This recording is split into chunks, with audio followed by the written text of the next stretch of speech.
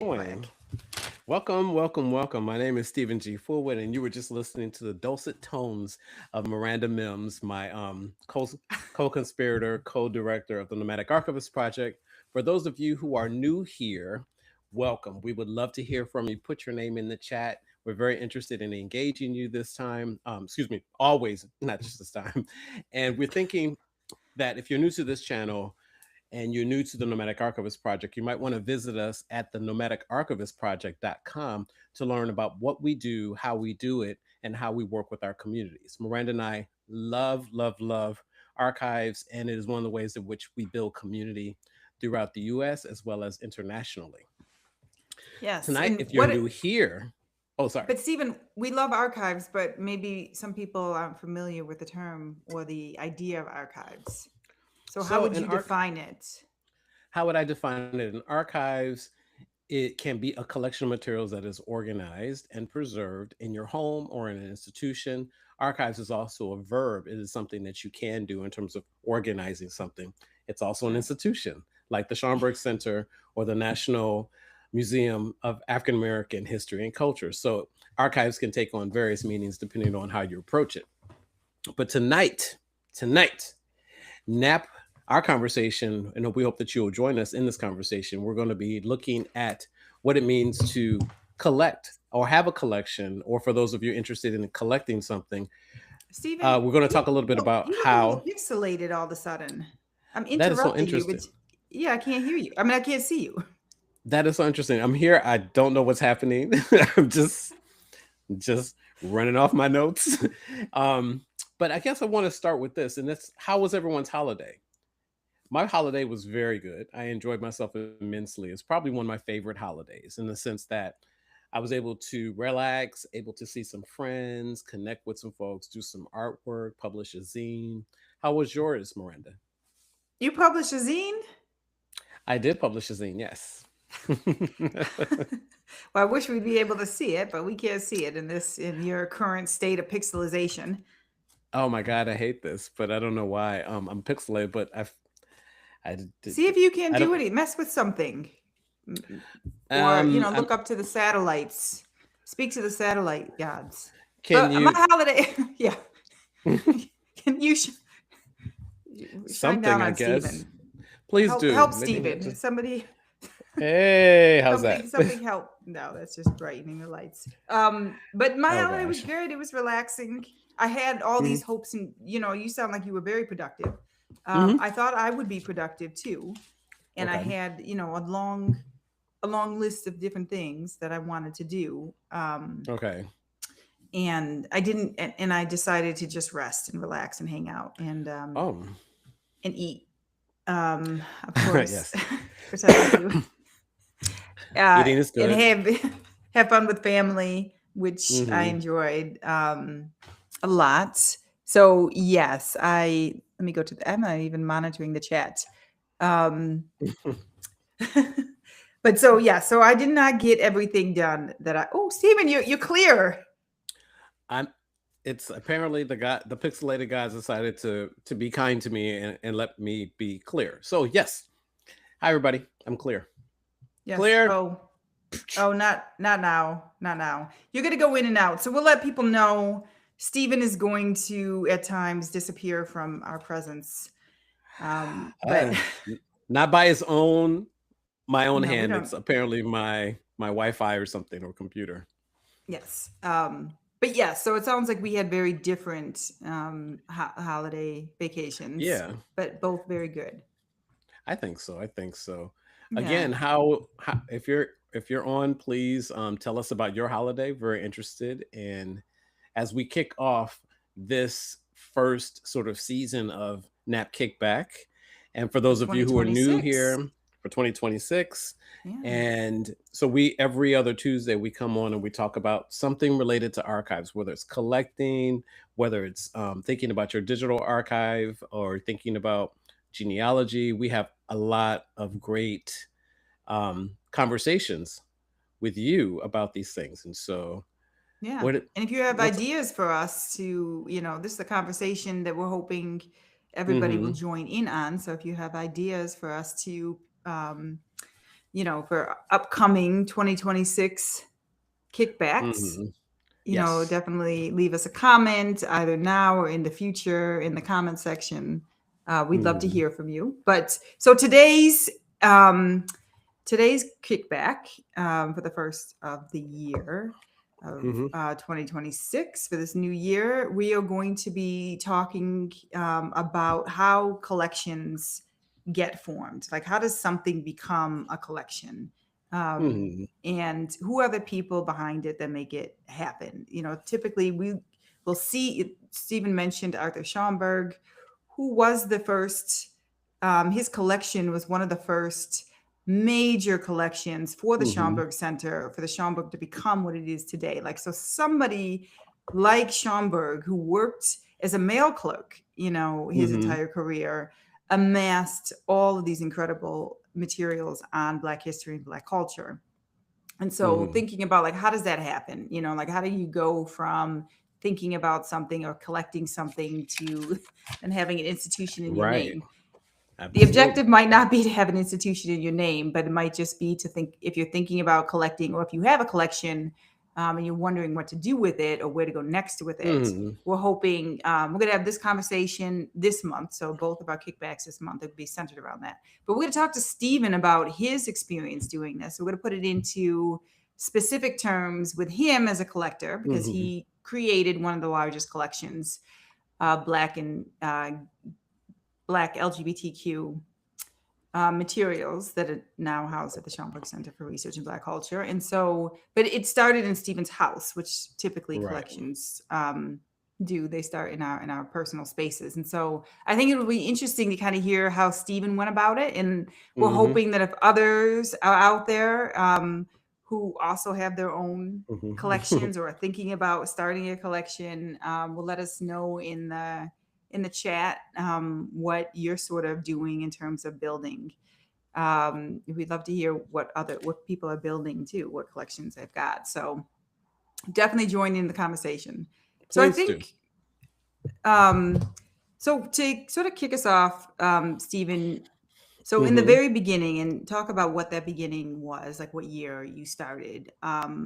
What was it? What was the thing you collected that eventually became, what was the thing? What was the impetus for starting this Hmm. collection that is now called In the Life? Wow. So I was so happy that you asked me this question. I hope that those of you who are listening to us kind of think about, as collectors or someone endeavoring to collect, what the what some of what this sounds like to you. So you the collection that Miranda's referring to, the In the Life collection at the Schomburg Center, the seed of it started with a small collection that I was managing at my house. And managing meaning I was buying things, reading things, and it was all about edification and entertainment. Like, I wanted to know more about Black queer life. And so it started in when I was in Toledo, and it started in I would say in the late 1980s. I Okay. began searching for books and magazines and things. And the first item I collected that I remember very clearly was called Black and Gay, but it was called B&G. It was the initials, and it was out of New York City. And how Mm. exciting it was to get it. And I was trying to remember where I bought it. And I think I bought it in Cleveland at a bookstore. But at that time, I was also sending out letters and postcards to places to try to find things. And so B&G was a regular magazine in the sense that it had a letters to the editor, profiles of Black youth, Black queer folks, advertisements for HIV and AIDS, but also classifieds and Mhm. articles concerning racism and homophobia. And at that time, virtually nothing existed in Toledo. Even though I lived in the Midwest and I would travel to Cleveland, Detroit, or Chicago, Toledo was really, it wasn't a place to buy that kind of stuff. It wasn't being produced there. Would you say that you're in the beginning, a lot of the things you collected were print materials, things that were published? Oh, absolutely. No, Okay. absolutely. It only so the archive started out with books like In the Life, a Black anthology by Joseph Beam. I had Osato Saints, Wishing for Wings, I think, later on. That was like 95. Just before I left Toledo. Essex Hempfield's Ceremonies. We invited him to come to Toledo to host a screening of Black is Black Ain't in 1992. And Mhm. the reason why I bring up those things is because the planning materials to bring Essex, the letters, the poster, the headshot that went into the local newspaper, the Toledo Blade, all these things became a part of the archive, but unknowingly. I kept those things, but I was You thinking kept them. Okay. the archive was mainly for my own edification. I had no grand design for it, but it was something that meant a lot to me. So wherever I moved from Toledo to Atlanta to DC, back to Atlanta and then New York, I had those things with me. Were you an archivist when you first started collecting these materials, or a Oh, absolutely not. librarian?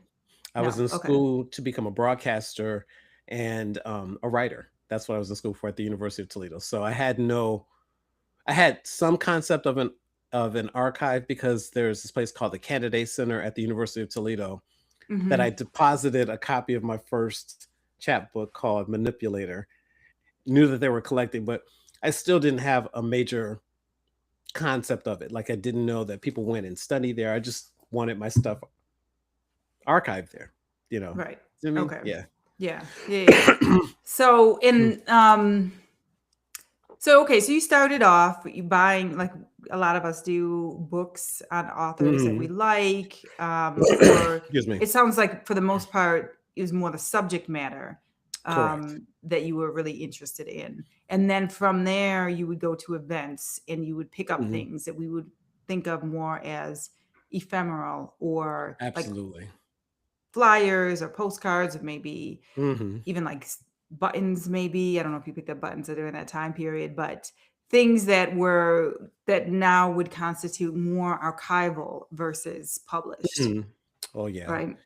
Okay. Yes. So to speak on that, I left Toledo in 1990, the beginning of 1996, to attend grad school, library school at Clark Atlanta University. So I took my collection with me. At that time, it was just about I would say a fourth of a box. That's it. You know, it wasn't very large.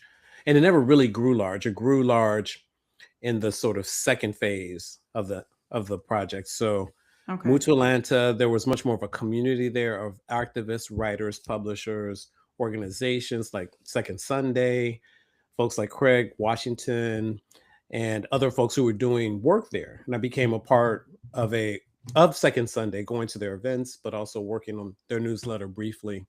And so I was collecting things there. There were places you could go for events and whatnot. I moved to DC in 96, summer of 96, to take a summer internship at the Library of Congress. It was a fellowship, a junior fellowship. So I was there, Okay. collected more things for 2.5 months, I think. Came back to Atlanta to finish my degree, and again was collecting, but wasn't thinking collecting going into a library. But two things happened, and one What were you was thinking in terms of hmm? collecting? Was that language in your mind collecting, or were you just, No, I I was want just this to picking up continue to things. read, add to my Exactly. It was library? more it was all edification. Collecting came in when I began working, or the idea of collecting when I began working at archives and special collections at the Robert Woodruff Library on the campus of Clark Atlanta University and the other schools, the consortium of Okay. colleges. And the second thing, and so while working there, I was helping to process the College Language Association papers, which was a Black English organization, which still exists today. So that was one thing. And then the second thing, at the Auburn Avenue Research Library on African American Culture and History, Atlanta Fulton Public Library, I took an internship there. And around that time, Charlene Cothran, the publisher of Venus Magazine, a lifestyle Mm, magazine that was born in the South, had yeah. donated.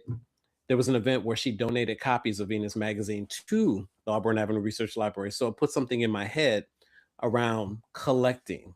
So the Right. idea of collecting started to develop between those 2 points. And when I graduated in December of 97, the only place I wanted to work was the Schomburg Center, but I was intending to be a librarian. I wasn't thinking of archives or becoming an archivist, even though I had some minor experience with it. So that's largely the first part, which was really collecting, but not collecting. Just the Right. yeah, Right. You buying, were purchasing. Yeah, interested, right. You were interested in the topic, and right. so when things would come up, you would basically buy it or Mm-hmm. however it is you acquired it. So going back to some of the like the early years, the early 80s or Mm-hmm. the late 80s and 90s when you first started to build your collection Mm-hmm. and looking and then later on like jumping to like a later Stephen, do you feel Mm-hmm. like you a lot of that stuff that you did find during those early years um, was the bulk of the material that was out there on Black gay culture? Or do you feel like, there was so Mm-mm. much more that your collection, was a part of that conversation, but it was such a bigger conversation that you just didn't know about until you grew Oh, in I'm your much, collecting much. and your okay. So for much, much bigger, but I want to say that to the folks who are on the line. Are any of you collectors? Because we'd love to hear from you. So let us know in the chat if you are. I'll say that M- Schaumburg in New York City really expanded my idea of the kinds of communities that existed, whether they were like the Lesbian Her Story Archive or learning more about different moments in New York history that started, I would say Black queer publication in terms of not excluding but including James Baldwin, Lorraine Hansberry, some of the Harlem Renaissance writers really started in the 1920s. But the actual saying out loud that someone's Black and queer started with the Association of Black Gays in California. This Mm, organization that started in okay. 1975.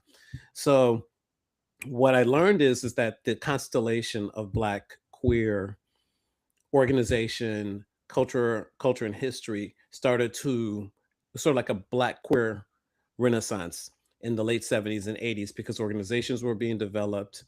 HIV and AIDS caused a lot of organizations to come into existence to combat it, to fight it, to Mm, develop funding for research and to help people who were afflicted by it. So there are all these things, and there were a lot more parties. There were more magazines, books. It was just an amazing time. And so that's the 80s. So I'm coming to New right. York City in the late 90s. Right.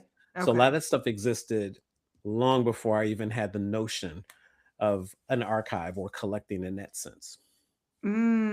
Okay. Okay. And how Hmm. were you so once you were introduced to those other facets of, whether it was in California or wherever it was in the United States, these things were Hmm. happening, whether it's organizationally or, as you said, different presses, parties. Right. Once you found Hmm. out about them, did you start to think, oh, you know what, I'd actually like to fill in, like add this to Hmm. my Hmm. collection because these are things that are not represented. These are people, these are places, these are orgs that are Right. not represented, and I want to see that within my collection. Were you thinking that at some point? So yes and no. So the yes is because of the Schomburg Center, because of beginning to work there February 98, I began to see how that institution was already collecting papers by folks like Joseph Beam, who was the editor of In the Life. His mother donated his papers there in Hmm. 1992. Who had Following just had a that birthday. donation, yes, he just did. And Joseph Beam, excuse me, May he December rest in power. 30th. Yes. And so he continues to be powerful to us along with Dorothy. Asado Saint, Mhm. Haitian born poet, uh, activist as well as publisher. His papers were at the Schomburg Center when I got there, along with Melvin Dixon, who was who was a professor, translator, poet, and novelist. His papers were at the Schomburg. I guess he was one of the earlier scholar in residence um, folks there. So when I came into the manuscripts archives and rare books division, there was already evidence of Black queer life in that way Mhm. in Okay. addition to other countries, which is a Black Gay Writing Collective. What I noticed, the Schomburg really expanded my ideas of what an archive can contain. The letters, the administrative materials for an organization, photographs, buttons, as you mentioned earlier, and other kinds of things that help to tell the story. And so the archival initiative at the Schomburg Center, which was then called the Black Gay and Lesbian Archive, was really inspired by Leela Sewell Williams, who had started the Hip Hop Archive there in 1999. So I had my Yeah. materials at home, and Schomburg already had materials. But then there was this. Then after talking with my curator about this, Dinah Lechatinier, who's amazing, she said, "Go and do it." She said, "You seem to know the people," and then she just gave me tips on how to work with people to ask them to donate materials to the collection. And to Dinah's credit, like a good curator, they're always looking at what's out there and what the Yeah. deficiencies are in the collection. And Schoenberg, like I said, was ahead of the game more so than other institutions when collecting Black LGBTQ materials. Period. Right. Hmm. I love that you said, like in thinking about like expanding the story, and you were talking about all the things that an archive can hold, because I think Yeah. we find this, we're working with people a Hmm. lot, who especially creators. Hmm. Let's say if you're an artist or a writer, and a lot of people think it's the finished product that I Right. want to preserve. It's always that Hmm. manuscript or, a piece of art. Never all the things that helped that creator become or Right. think, like Right. inspired them. But never all the things that a help them in their artistic journal. It could be Hmm. letters that they're holding on to. It could be Absolutely. things that they find, like in the found environment, that they use to help them in their Hmm. creative process. But then it's also the business records of that artist or Oh yeah. writer. This is an example, but this is, it's true for a lot of people to think about. It's, all the things, all the contracts that were signed, all the Hmm. sales. Like, so if you're an artist and you've sold things, The royalties. Yeah. galleries Hmm. that, where you've had exhibitions at, Hmm. and the correspondence that goes along with it, or organizational records too, right? You mentioned Absolutely. different Hmm. organizations, or groups. You mentioned other countries and all the Hmm. materials that would go along with that, whether they're flyers, financial information, all of that stuff, along with the things that people think about when it comes to preserving materials. So, Hmm. um, yeah, I think that's interesting. I think a lot of people forget that all of that stuff is a part of the archives, and Oh they yeah. tell a bigger They can. narrative. Hmm. Yeah. Yeah, I definitely agree with that. I feel, by the way, other countries, a Black Area Writing Collective, Gay Men of African Descent, also known as GMAD, as well as ADODI, a national spiritual Black queer organization. Pardon me, something's been in my throat all morning. Not sure Mm-mm. what it is. A They frog. turned 40 this year. 40, and they're going to be putting together a traveling exhibition, all three entities. And so if you want to learn more about other countries, please, or Gay Men of African Descent or Adodi, please go online and research them. And there are also GMAT's records are at the Schomburg, so are other countries. Adodi, some Adodi materials there as well. And it's a testament to the awareness of what it means to begin and develop an organization, but also to take care of what I used to call it the afterlife, but it's really extends the mission of the institution by putting it in an archive. Because it just because the institution might have an end date, it doesn't mean that their influence does. Right. And so, or that their influence or their impact. So Right. I'm Their very just want to afterlife. say congratulations to So those yes, entities. to all of them. Yes. Mhm. Yeah. Happy anniversary. So if okay, so I think some archival collections are more sensitive, or um, Mhm. the way that we think about them, you need to approach it differently depending on what it is you're collecting. Right. I, if I've mentioned on this show before, I'm a fiber arts Mhm. enthusiast. So I collect a lot of spindles, and I could see something like that being very easy to kind of approach somebody and say, I'm building this archive. Mhm. Would you be interested in, me adding, something that you created? And a spindle is like Okay. this wooden tool that you use to, I wish I had one in front of me. Normally I do, but I don't have one in front of me right now. But I'll put a link maybe in the description to what spindles look like. But they're used to create, they're really, easy tools that you use to create yarn with. Right. Mhm. But, something like that is not, when approaching somebody and talking to them about, their archives or preserving it, for future Okay. use, I would imagine that most people would be very interested off the bat.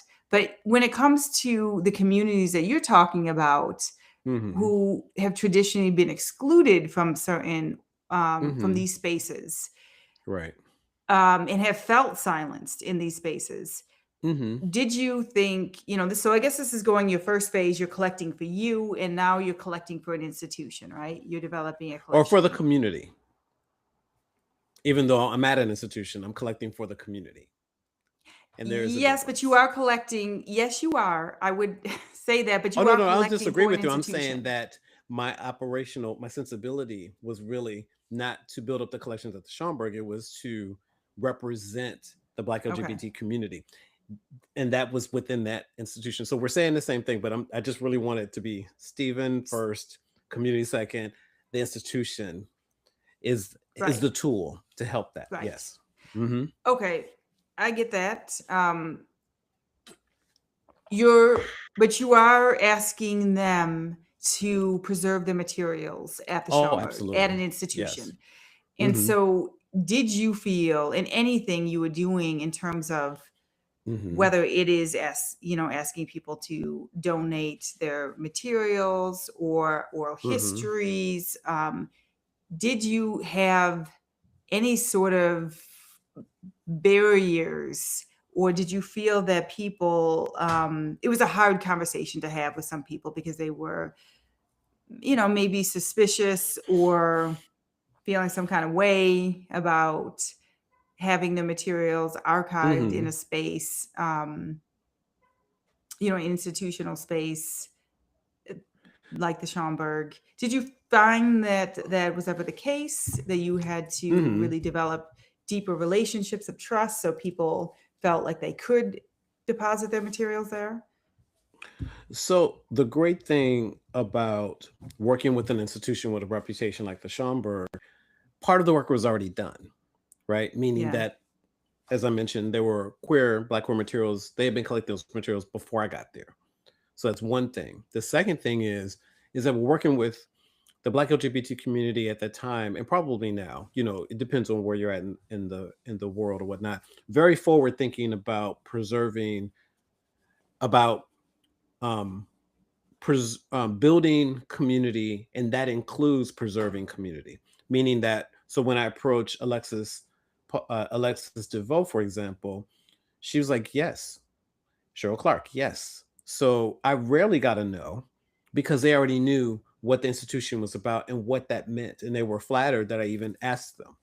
But they had done Okay. this amazing work since the '70s, writing their activism and so forth. So, but I want to say something about the building of the relationship, because over the years it became clear that the institution was a place where Black materials were being collected and preserved, as well as made available to the public in exhibitions and programming and so forth. So it was a lovely. It was the I've often thought about it in relationship to the experience I had working with Leela Sewell Williams on the Hip Hop Archive.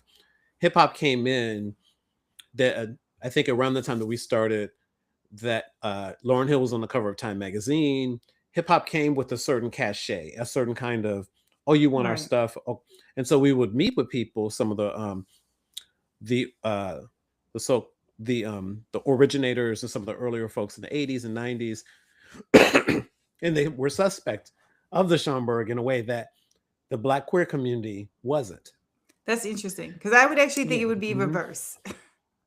Yeah, I mean, well, I think it has a lot to do sometimes with representation, meaning that if they see themselves there or see Right. work being done there, I won't speak for other people, but I will say that it has been very helpful to be in that place. And I knew that even when I left in 2017, people were asking me what's going to happen to the archive, and I'm like, it's at a public institution, it's there forever.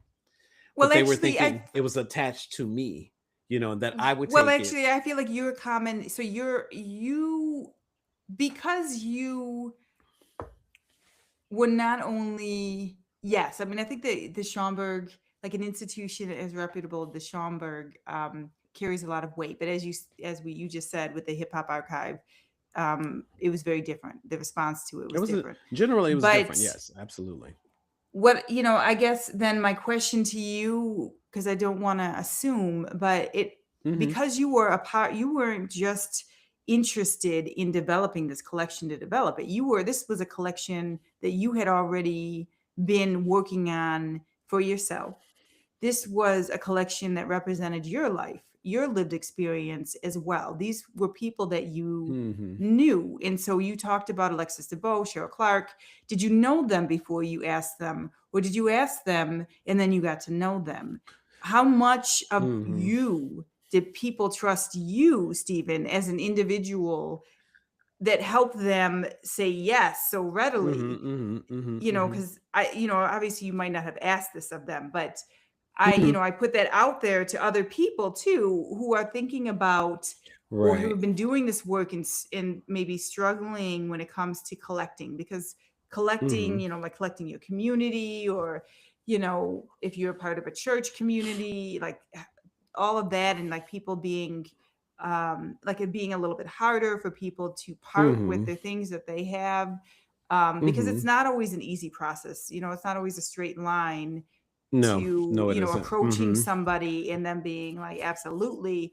A lot of people, depending on the institution, especially depending on the institution, people are very, very suspicious, and they Hmm. don't trust because of whatever that relationship is. But we as people have a different relationship too when we talk to individuals. So I'm Absolutely. Yeah. curious if other people who are out there and they're collecting, Yeah. and Yeah. they're actually asking people for their materials, whether it's for their own personal archive or community archive or for institution, if they've had any of these hurdles. But so, Stephen, I want to go back to you though and say, like, how much is the trust that you had in the relationship you had with people or organizations that you Hmm. feel helped you in this journey to build this archive? So I'm going to answer that question by answering something you asked earlier. Did I know Alexis DeVoe and Cheryl Clark? No. Okay. So a lot of what I think made the archive a successful um, initiative was, one, I was in the community. So I was writing a lot. I was trying to write as much as I possibly could. I'd published other writers. Mm-hmm. I was going to pride events, conferences. And so I was present, one. And then Right. two, I put out a lot of cold calls or cold emails to people telling them who I was, what the project was about. Can we talk about you possibly being a donor to the collection? And then I think three, we were doing programming here and there, and you were part of that Mm-hmm. programming in the 2012, I think, Mm-hmm. when you organized Ordinary People, which was a book and film series. So we even got to know more people and brought more people in. So Right. I think part of it was trusting me, but also trusting me, the institution, but also trusting the process.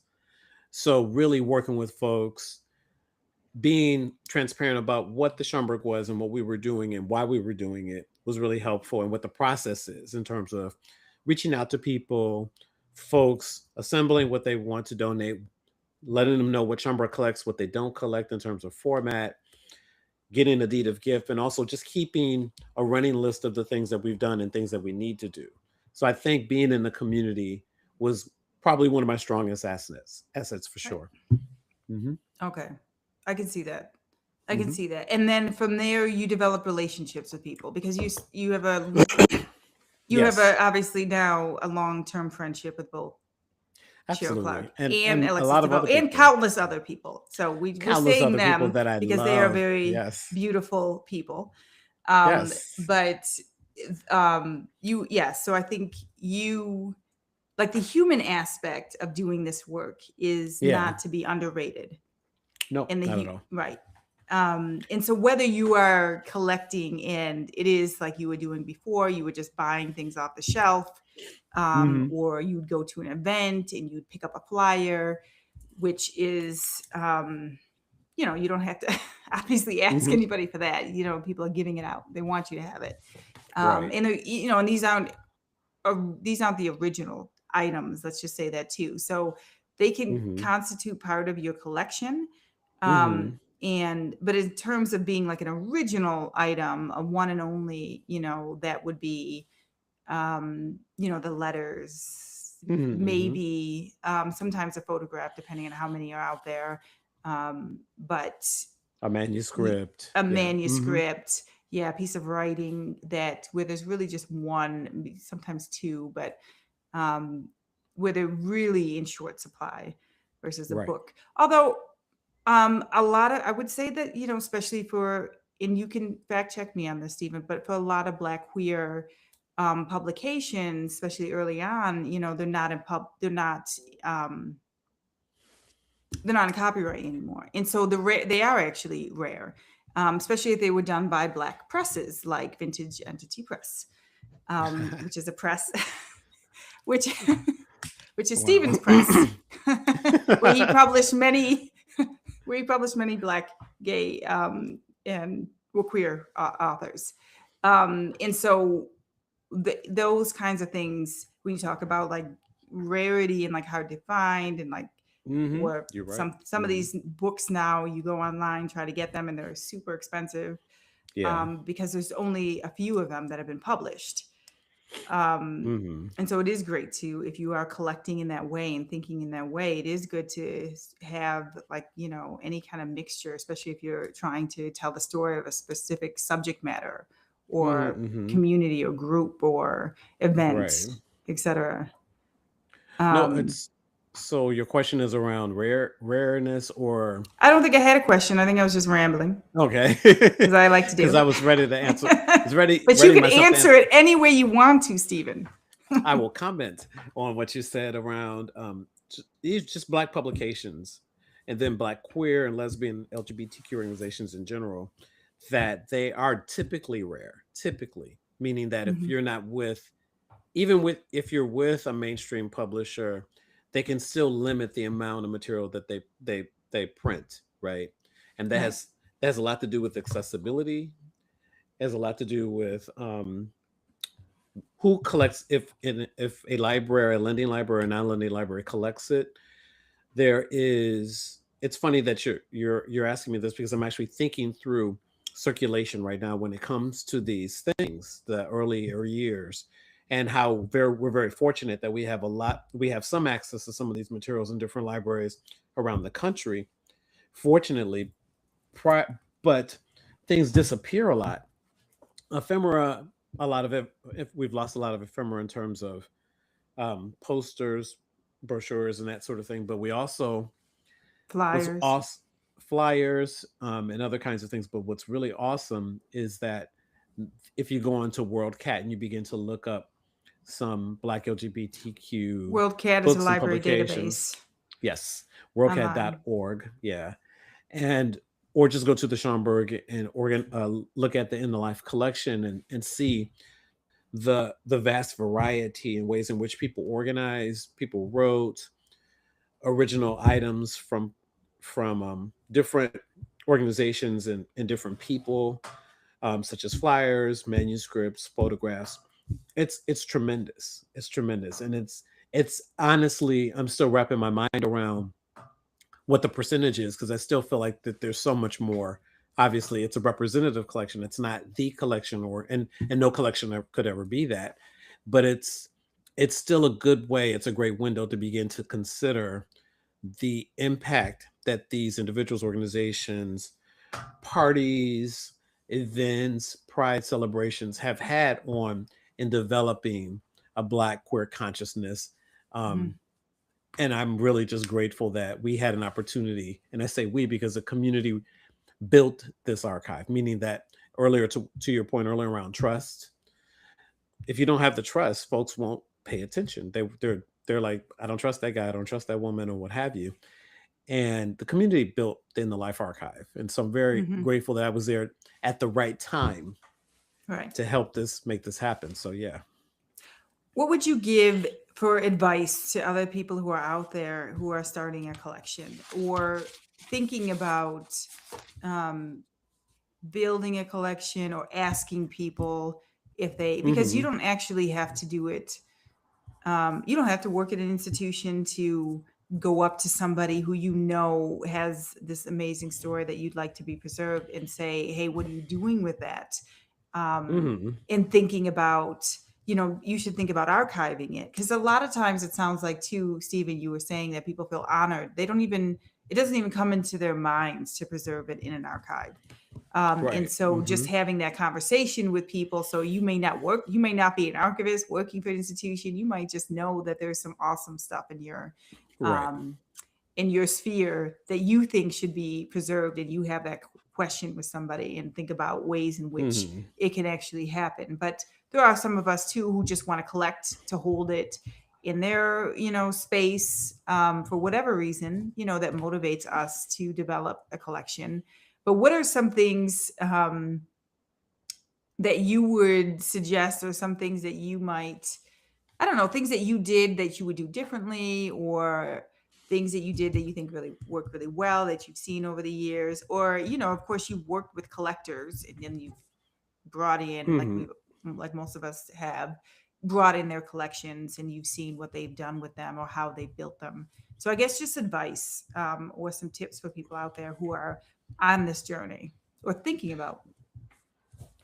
So, so I'll start with if you have a collection, and then I'll go into if you're interested in working with the community to preserve some records. And I think the first thing is with your collection, if you are thinking about it or if you already have a collection, you want to make sure that you take care of it. And part of taking care of it is knowing what you have. So you want to make a list of those things and have that list available to a friend or a family member in the event that you are that something happens to you and that you this thing meant something to you. Yeah. You want to write about why you're collecting. And the second thing is you want to make sure that materials are taken care of, meaning that you have your list and now you're like, okay, do I keep it in a box? What kind of box? You don't want to keep your collection anywhere where the temperature fluctuates or it's endangered in any way, such as a flood or by the stove. Any sort You of know, leak. Yeah. yeah. And third, um, as I mentioned, number one, you want to let somebody know what you're doing, right, and where it is. So do I can impress upon you enough. There have been many times we've gone places to pick up things, and there might be a big box of sheet music from somebody, but there's no we're not able to connect it. Was this person a performer, a musician, or both, or what did she, or they do? That where they kept all this stuff. There may not be a Yeah. connection there, so you want to have some sort of description. And then as you build it out, this collection is for you, then it's for you. If you're thinking about working with an institution, then you want to think about what that would mean. Do you want to partner with this Mhm. institution? Do you just want to donate things or provide digital copies of it where it's a non-lending situation where a non-custodial, excuse me, situation where you keep the physical and they get the digital copies because they might be very interested in just having that information live on their website. Right. And so that's for your own personal collection. If you're working with a community member or someone who has a collection of things, the first thing you want to do is to be transparent in any all of your interactions with that person. So say your grandmother has a collection of crisis magazines that were produced by the NAACP. You see that they're in pristine condition. You talk with her about, grandma, I think it would be a really great idea to talk with you about this collection, maybe do an oral history with you, but let her know that the reason why you want to do this is because you feel like a local or national organization or institution might be interested in collecting this material and that you would be the person that kind of helped them.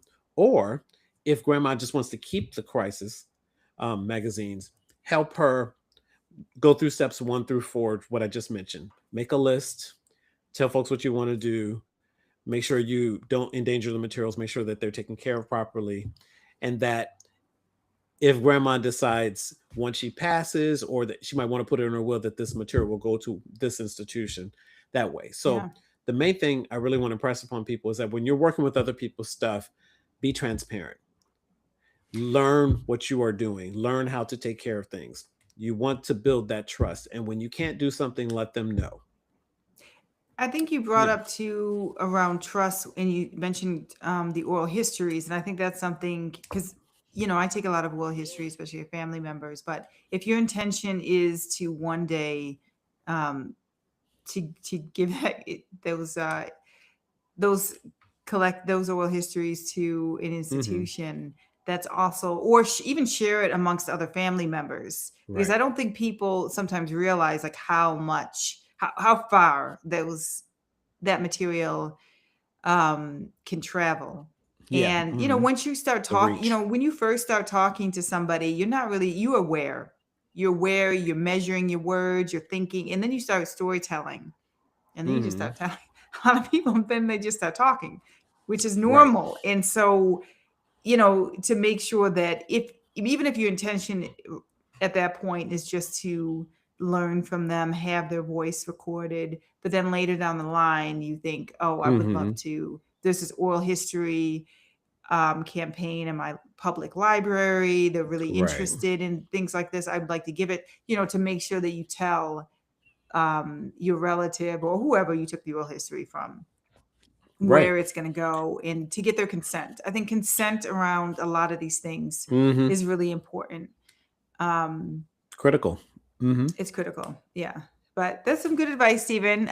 We didn't really hear from people in the chat today about collecting. So maybe a lot of people are not collectors who are currently listening with us right now in this present time. But maybe in the Mm-hmm. future, if you're listening and you're a collector, or you're thinking about developing a collector, you'll Mm-hmm. let us know like what you're doing. I'd love to see how other people Definitely. have approached this, whether you do this all the time, or Mm-hmm. it's just kind of in your head.